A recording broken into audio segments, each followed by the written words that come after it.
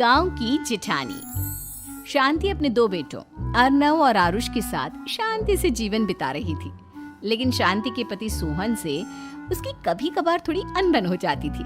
एक दिन शांति रोज की तरह सुबह का खाना बना रही थी, तभी दरवाजे की घंटी बजी। घंटी की आवाज सुनकर वो दरवाजे की ओर जाती हुई कहती है, अरे आती हूँ, कौन है, सब्र करो। शांति दरवाजा खोलती है तो देखती है कि उसके जेठ मोहनदास सामने खड़े होते हैं। वो सक पकाकर अपना घूंघट करती है और पैर छूकर कहती है, आइए आइए जेठ जी। कैसी हो शांति? जी मैं तो बिल्कुल ठीक हूँ, सब आपकी मेहरबानी है भाई साहब। शांति और मोहनदास की बातें सुनकर शांति का पति सोहन और उसके दोनों बेटे बाहर आ जाते हैं। अरे भैया राम राम, कैसे हो आप? राम राम भाई। अरे शांति, ऐसे खड़ी खड़ी क्या देख रही हो? चाय कॉफी कुछ लेकर आओ, भैया आए हैं। शांति तेजी से रसोई की ओर आगे बढ़ती हुई कहती है, अरे मेरी माँ, गेट खोलने के चक्कर में मेरे तो चावल ही जल गए। वो दौड़ी दौड़ी रसोई में जाती है और देखती है कि सारे चावल जल गए हैं। वो दोबारा चावल बनाने में लग जाती है। इतने में सोहन आवाज लगाता है, अरे शांति, तुम्हारे चावल का रोना खत्म हो गया हो तो चाय ले आओ। जी लाती हूँ अभी। शांति जल्दी जल्दी चाय बनाती है और मोहनदास को चाय देती है।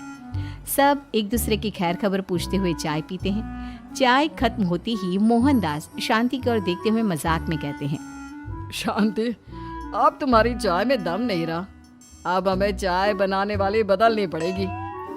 ये कैसे मुमकिन होगा जेठ जी? घर और बाहर का सारा काम मुझे ही करना पड़ता है और कभी कभी जल्दी जल्दी के चक्कर में काम बिगड़ जाते हैं, जैसे आज चावल जल गए। अरे इसी का तो हल लेकर आया हूँ। मैंने रिश्ता देखा है अर्नव और आरुष के लिए। दोनों लड़कियाँ बहुत सुंदर और सुशील हैं। अगर आप दोनों इजाजत दें तो बात करूँ आगे। सोहन और शांति रिश्ते की बात सुनकर कहते हैं, अब ठीक है, बात चलाइए ना भैया, पर पहले लड़की के बारे में कुछ बताइए तो सही। हाँ हाँ भाई साहब, लड़की कैसी है, परिवार कैसा है, कहाँ के रहने वाले हैं?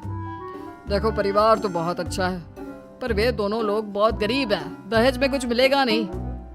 अरे हमें दहेज में कुछ चाहिए भी नहीं, बस लड़की संस्कारी होनी चाहिए। एक लड़की तो पढ़ी लिखी है और शहर की रहने वाली है, पर दूसरी अपनी गरीबी की वजह से पढ़ न सकी और गांव में रहती है, लेकिन दोनों है बहुत खूबसूरत। अगर तुम सबको देखते ही पसंद ना आ जाए तो मेरा नाम बदल देना। हाँ, पर तो हम आंखें मूंद कर भरोसा कर सकते हैं भैया। आप आगे बात चलाइए, हम शादी करने को तैयार हैं। कुछ ही दिन में अर्नव और आरुष की शादी हो जाती है। आरुष की शादी अनपढ़ लड़की मंजरी से हो जाती है, जो कि बहुत भोली भी होती है, और अर्नव की शादी पढ़ी लिखी लड़की तनुजा से हो जाती है, जो कि घमंडी और चालू होती है।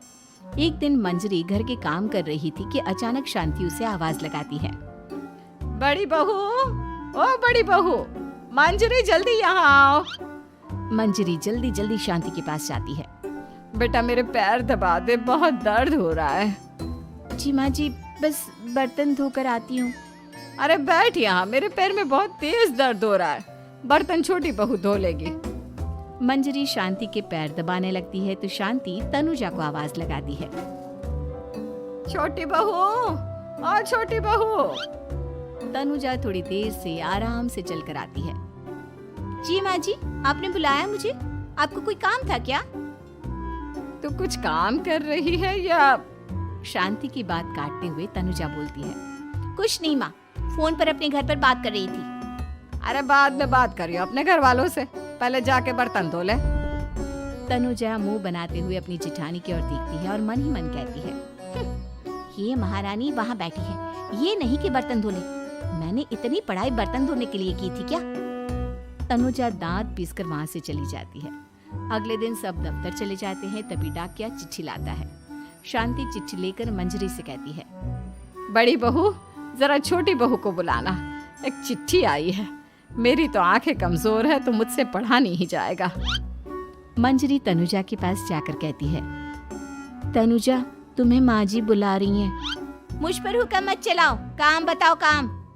अरे मैंने तुम पर कहाँ हुक्म चलाया, और हुक्म चला भी दूंगी तो क्या हुआ? तुम तो मेरी छोटी बहन की तरह हो ना। तुम जैसी अनपढ़, जाहिल और गांव की गवार मेरी बहन नहीं हो सकती। बेचारी मंजरी तनुजा की बात सुनकर अपना सा मुंह लेकर रह गई। कोई चिट्ठी आई है, माँ जी तुमसे पढ़वाना चाहती है, बस इसलिए बुला रही हैं। मुंह टेढ़ा करके तनुजा मंजरी का मजाक बनाती हुए कहती है, अनपढ़ कहीं की। तनुजा का ऐसा बर्ताव देखकर बड़ी बहू बहुत दुखी होती है। तनुजा को अपनी पढ़ाई का घमंड इतना हो गया कि अब वो घर के कोई काम नहीं करती और अपनी जेठानी का मजाक बनाती रहती। तनुजा का ये बर्ताव अब उसकी सास को भी नजर आने लगा था। एक दिन शांति ने अपनी बड़ी बहू से कहा, मंजरी, तनुजा हर समय तुम्हारा मजाक उड़ाती है, तुम्हें गुस्सा नहीं आता क्या? आता तो है माँ जी, लेकिन मैं क्या करूं? जब भी उसे कुछ बोलती हूँ वो और भी जली कटी बातें मुझे सुनाकर चली जाती है। मैं उसे अपनी छोटी बहन की तरह प्यार करती हूँ, लेकिन उसके दिल में मेरे लिए कोई इज्जत नहीं। बहू, तूने वो कहावत सुनी है, जुल्म करने वाले से ज्यादा जुल्म सहने वाला अपराधी होता है। मंजरी अपनी सास का इशारा समझ जाती है। वो अपनी देवरानी को सबक सिखाने की ठान लेती है और एक दिन शांति अपनी दोनों बहुओं के साथ बैठी थी तो शांति अपनी बड़ी बहू से पूछती है, अरे बहू, शाम होने को है, कुछ सोचा है क्या बनेगा खाने में? माँ जी, मेरे तो सर में बहुत दर्द है आज। मेरी प्यारी देवरानी ही कुछ अंग्रेजी खाना बनाकर खिलाएगी। सुना है पढ़े लिखे लोग अंग्रेजी खाना बहुत अच्छा बनाते हैं, क्यों तनुजा? इतना कहकर मंजरी अपनी सास की ओर देखकर मुस्कुरा दी। तनुजा अपनी तारीफ सुनकर बहुत खुश हो गई। इतने में शांति कहती है, ये तो सच बात है छोटी बहू, ये तो मैंने भी सुना है।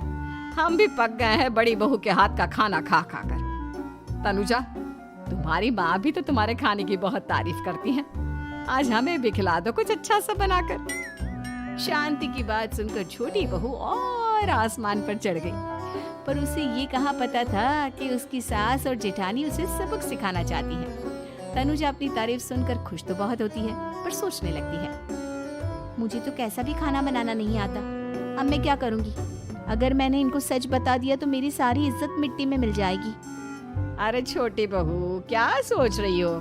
खिलाओगी ना अपने हाथ का अंग्रेजी खाना? छोटी बहू हाँ में सर हिला देती है।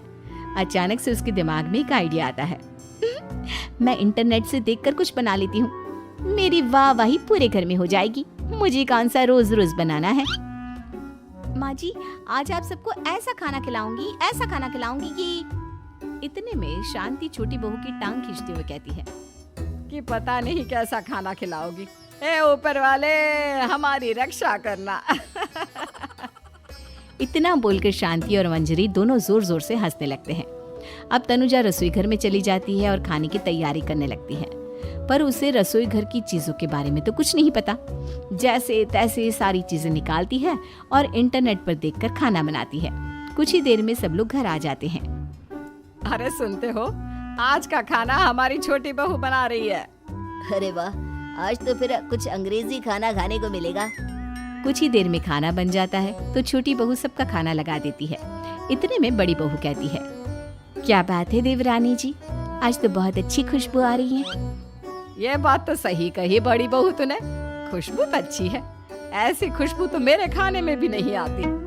सब मिलकर छोटी बहू की बहुत तारीफ करते हैं और छोटी बहू 7वें आसमान पर बैठ जाती है। अब सभी खाना खाते हैं। जल्दी जल्दी दो, अब तो मुंह में पानी आ रहा है। हाँ हाँ, मुझसे भी नहीं रुका जा रहा। जैसे ही सोहन एक निवाला खाता है तो उसकी आंखों से पानी आने लगता है। ये देखकर शांति सोहन से पूछती है, क्या हुआ जी, खाना इतना अच्छा बना है कि आंखों से पानी आ गया? सोहन चुप रहता है और धीरे धीरे से खाना शुरू कर देता है। इतने में सोहन छोटी बहू से कहता है, बेटी तुम भी तो खाओ, तुम क्यों रुकी हो, खाना सच में बहुत अच्छा है। ये कहकर सोहन जोर से हंस देता है। फिर सब खाना खाने लगते हैं, लेकिन खाने में नमक और मिर्च तेज हो गई थी। तनुजा से कोई कुछ नहीं बोलता, बल्कि उसे भी खाने को कहते हैं। जैसे ही छोटी बहू खाना खाती है वो पानी पानी कहकर चिल्लाती है, पानी, इसमें तो पानी। ये खाना तो सच में इतना अच्छा बना है कि हमारे साथ साथ देवरानी जी भी इसके स्वाद को कभी नहीं भूल पाएंगी। सही कहा बहू। तनुजा को अपनी गलती का एहसास हुआ और उसने अपनी सास से कहा, माँ जी ये मेरी गलती नहीं है, इंटरनेट पर दिखाया था कि 4 चम्मच नमक और मिर्च डालने हैं। अब मंजरी को भी मौका मिल गया और उसने तनुजा पर तंज कसा। नाच न जाने आंगन टेढ़ा, हर जगह अपनी पढ़ाई दिखाती हो, दूसरों का मजाक उड़ाती हो। अब पता चला ना, हर चीज में पढ़ाई काम नहीं आती। और तुम तो शहर में रही हो, तुम्हें तो मुझसे भी अच्छा खाना बनाना आना चाहिए ना। बेटा, अगर तूने ठीक से सब सीखा होता तो आज तुझे शर्मिंदा नहीं होना पड़ता। बात शहर या गांव की नहीं होती। मंजरी गांव से आई है, लेकिन उसे घर का काम करना और खाना बनाना सब अच्छी तरह से आता है। तुम शहर में रही हो, तुमने ये सब क्यों नहीं सीखा? छोटी बहू सर नीचा कर सबसे माफी मांगती है और बहुत शर्मिंदा होती है। दीदी मुझे माफ कर दो, मैंने आपको बहुत बुरा भला कहा, पर आपने मुझे हमेशा ही माफ किया। आज मुझे अपनी गलती का एहसास हो गया है। अब दोनों बहुएं मिलकर घर का काम करने लगी और एक दूसरे को अपने गुण बांटने लगी। मंजरी ने अपनी देवरानी को खाना बनाना और घर का काम करना सिखाया, वहीं तनुजा ने भी अपनी जिठानी को पढ़ना लिखना सिखाया। शांति और सोहन ऐसी बहुएं पाकर